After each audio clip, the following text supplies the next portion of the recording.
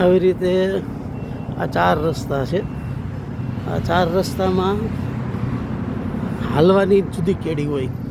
આ બધી જગ્યાએ જ્યાંથી સોસાયટી હોય એ બધાને હાલવાનો આવો રસ્તો હોય. આ રસ્તો આમથી આમ જાય અને અહીંથી આમ આવતો હોય.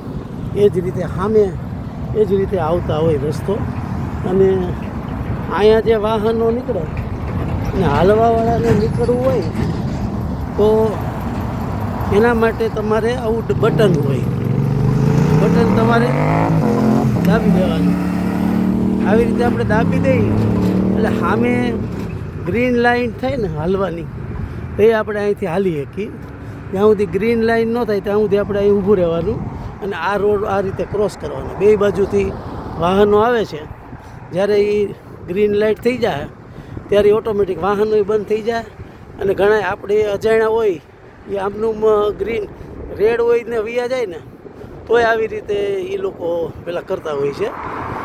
અને છતાંય અહીંના માણસો સમજી જાય, કારણ કે ખબર નથી પડતી, એટલે એ લોકો આપણને જવા દેતા હોય છે કે ભાઈ આ અજાણ્યા છે તો જવા દો.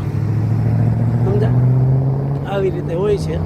જો હજી આ ગ્રીન થયું નથી, ગ્રીન થાય એટલે ત્યાંથી આપણે અહીંયા જઈ શકીએ.